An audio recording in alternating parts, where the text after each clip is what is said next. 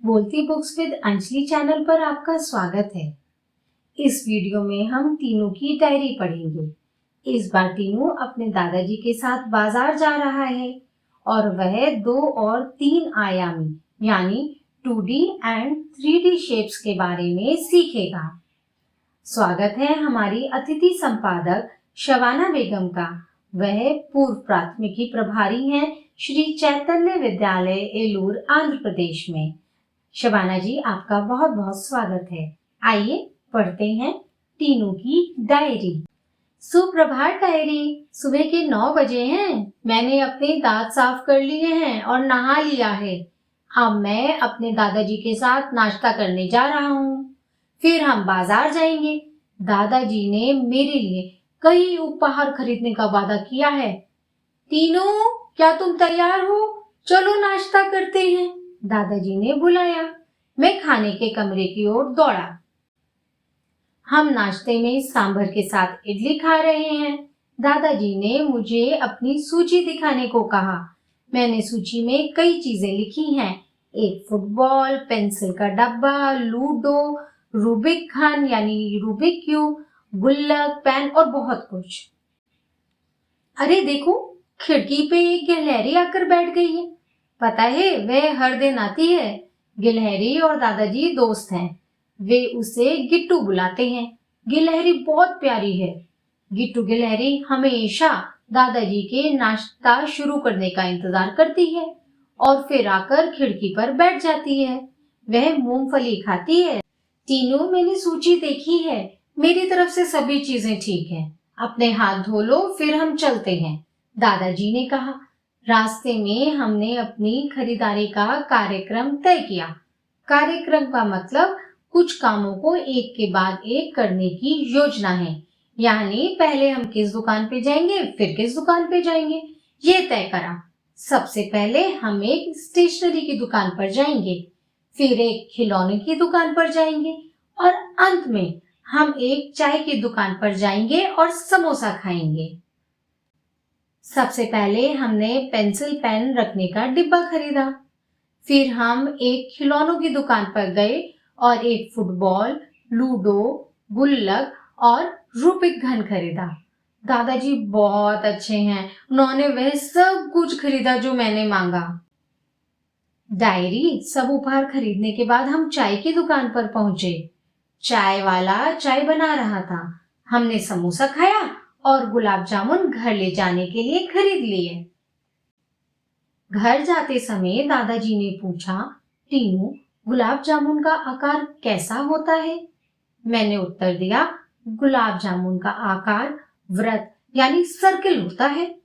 ठीक है, लेकिन वास्तव में यह एक गोला या स्फेयर है। क्या तुमने 3 आयामी यानी 3 डायमेंशनल शेप्स वाले आकारों के बारे में सीखा है? दादाजी ने पूछा। मेरी गणित की किताब में 3 आयामी आकारों पर एक पाठ है।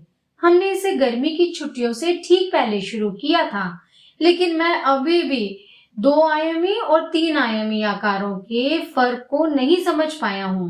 मैंने कहा, कोई बात नहीं, घर पहुंचकर मैं तुम्हें समझाता हूँ, दादाजी ने कहा। घर पहुंचकर दादाजी समझाने लगे। आकार हमें बताते हैं कि कोई चीज कैसी दिखती है।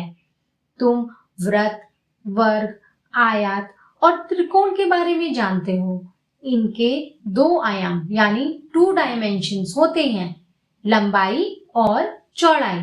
ये आकार बहुत पतले होते हैं। इन आकार के किनारे, कोने या कोण और वृत्त होते हैं, दादाजी ने बताया।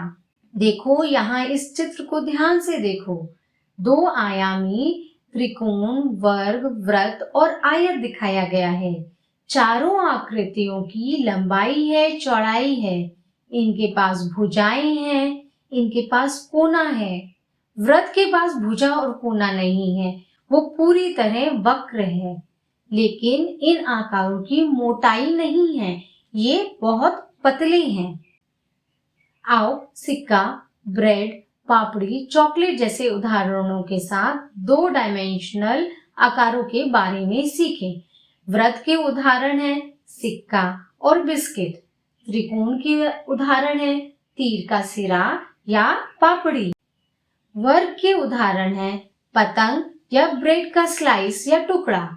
आयत के उदाहरण हैं चॉकलेट और चटाई।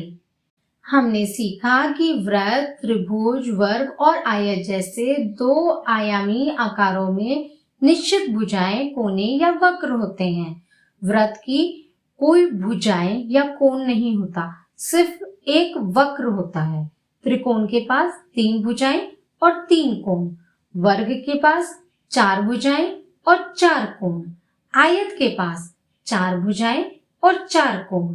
त्रिआयामी आकारों के बारे में अब हम समझेंगे।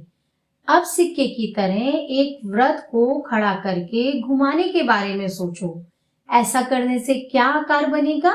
दादाजी ने पूछा। एक गेंद का आकार, मैंने जवाब दिया। हाँ टीनू, सही कहा। एक वृत्त को खड़ा करके घुमाने से एक गोला बनता है। यह एक ठोस आकार है। एक ठोस आकार या त्रिआयामी आकार में 2 आयामी आकारों की तरह ही लंबाई और चौड़ाई होती है। साथ ही उनमें मोटाई या गहराई भी होती है। दादाजी ने समझाया। फुटबॉल एक गोला है। हम 2 आयामी आकारों का उपयोग करके 3 आयामी आकार बना सकते हैं। जैसे एक वृत्त को घुमाकर एक गोला बनाया जा सकता है, इसी तरह कई वृत्तों को एक के ऊपर एक रखने से एक और 3 आयामी आकार यानी बेलन बन जाता है। दादाजी ने समझाया।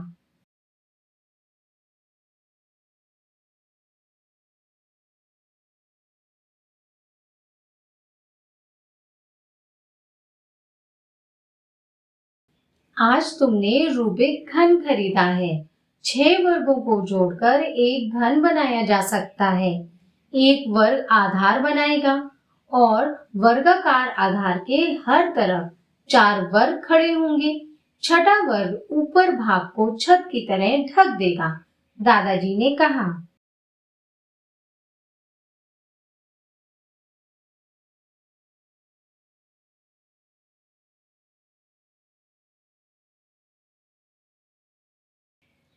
घनाभ 6 आयतों से बना एक 3D आकार है, जिसमें आयत उसी तरह जुड़ते हैं जैसे हमने एक घन में देखा है। तुम्हारा पेंसिल रखने का डब्बा यानी पेंसिल बॉक्स घनाभ आकार का है।